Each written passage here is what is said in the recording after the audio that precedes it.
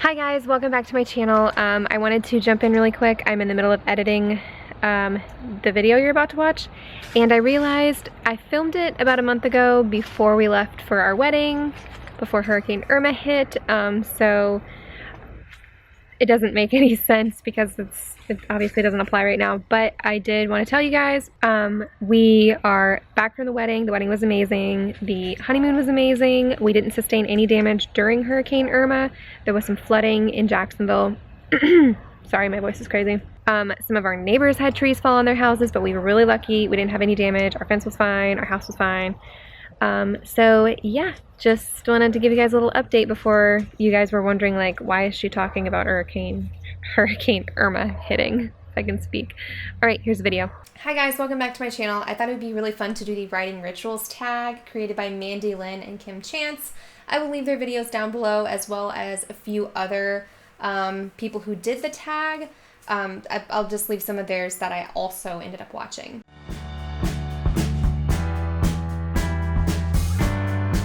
I wasn't tagged by anybody, but, you know, I figured I would do it anyway. It looked like a fun tag to do. Alright, question number 1. When do you write? Time of day or time of week? Time of week. I can't speak. I write whenever I can get a spare second. I don't have a writing routine right now. Typically, I mean, I've been editing forever now, but if I do, even if it's for like NaNoWriMo or whatever, during lunch, I will always bring something to write or to work on my editing with. And then if I'm actually in writing mode, I tend to do that right after work. So I will get off work around 3 o'clock, take a little bit of a break, and then usually start around 3:30 or 4 to get out as many words as I can before Steven comes home. Not that Steven's a distraction, but it's just a good time to get stuff done. Question number 2, how do you seclude yourself from the outside world? I'm actually, if I have an issue with it, I'll turn off my phone and I like won't have it near me. I'll still be able to receive calls because for some reason I worry about that. Like, what if it's an important call and I miss it? I'm usually pretty good about not browsing on the internet if I don't need to be. So if I have Scrivener open and I'm actually writing, I just don't really seclude myself. And then I try to take breaks like every 25-ish minutes to try to, you know, make sure my creative well is not getting depleted too quickly. Question 3, how do you review what you wrote the previous day? I don't. I'm getting to the stage I think I would be able to, but as a general rule, because this held my writing back so much when I was just starting out, like I can't even tell you how many stories I started, and I didn't get past like chapter 5 to chapter 10-ish because I just kept editing and editing and editing and I never got past it. With dictation, it's a little bit of a different story because it's best immediately after you dictate to kind of go over and make sure it picked up on the right words. I can't remember what one of the words is, but it consistently gets that word wrong. It like combines 2 words. I don't know what it does, but it's easier to, while you have it on your mind already, to go back and be like, oh, that word's wrong, it's supposed to be this, or, because sometimes you go back and a sentence completely doesn't make sense. It rarely happens, but when it does, you're like, I don't know what I meant to say here. Question number 4, what song is your go-to when you're feeling uninspired?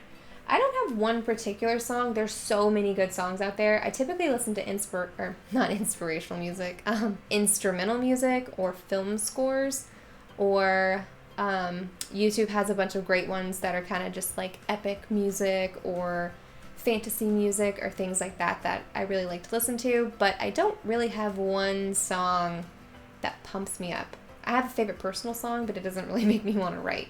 Question 5, what do you always do? I.e. listen to music, read, watch YouTube, etc. when you find yourself struggling with writer's block. What I always do is I go back to my outline because something's missing in my outline, something's not fleshed out correctly, I don't understand a character fully, I'm not getting how they interact with the setting, so it's usually something to do with the outline that's easier fixed before I actually write a bunch and then realize it's not going anywhere. I haven't had writer's block in a long time. I've kind of had like motivational blocks with editing, but that's a totally different story. Just because it takes so long to edit my book. I don't know what's wrong with me. It actually doesn't take that long. It's just like you have to sit there and do it. And I already have the story out. It's just like the hardest part for me. It's editing. Question 6. What tools do you use while you're writing? My microphone, a lot of times, which I got right here. Ding! So I'll use my Dragon dictation software with my microphone a lot of times. And then I use Scrivener. You guys know how much I love Scrivener. I love it. It's the best. Any other tools that I use? Thesaurus.com. Always.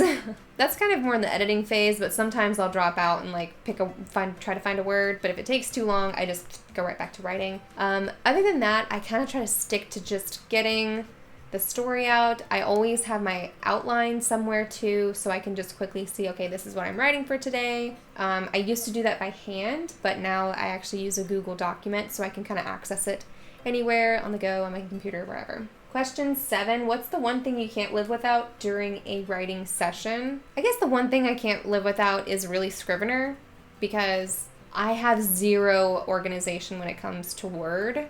Like I can't, it's like the Word document gets too long and then things get confusing, and like trying to separate it by chapters doesn't really work for me. And so I guess Scrivener is the one thing. I know that's boring because I talk about Scrivener all the time, but I don't know, that's what I need. Number 8, I think this is number 8. How do you fuel yourself during your writing session? Tea. I really like Jammin' Lemon Ginger, and I have to actually order it online because I can't find it in stores anymore, and I've tried other ones and they were horrible. But that, sometimes I'll drink coffee. It's always decaf coffee. And then sometimes a snack. Popcorn's kind of nice, but it gets your fingers greasy. Usually I'll like snack right before, so I'm not like munching while I'm writing. And then just kind of tea. That it's always nice because it's kind of like my treat. I'll write a bunch and then it's like cooling off while I'm writing, and then I finally get to sip on it and keep writing. So I like tea a lot, and it helps with the voice because, you know, if you're dictating, you gotta have some moisture. And question 9. I think it's 9. How do you know when you're done writing? I never know when I'm done writing.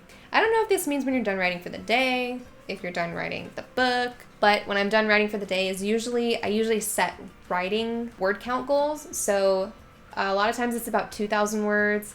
I want to get in at least 2,000 words a day when I'm actually writing, and then editing, I kind of set my own goals. So I have like a deadline. So I kind of just set goals for myself, whether it be editing 25 pages a day or 26, whatever it is.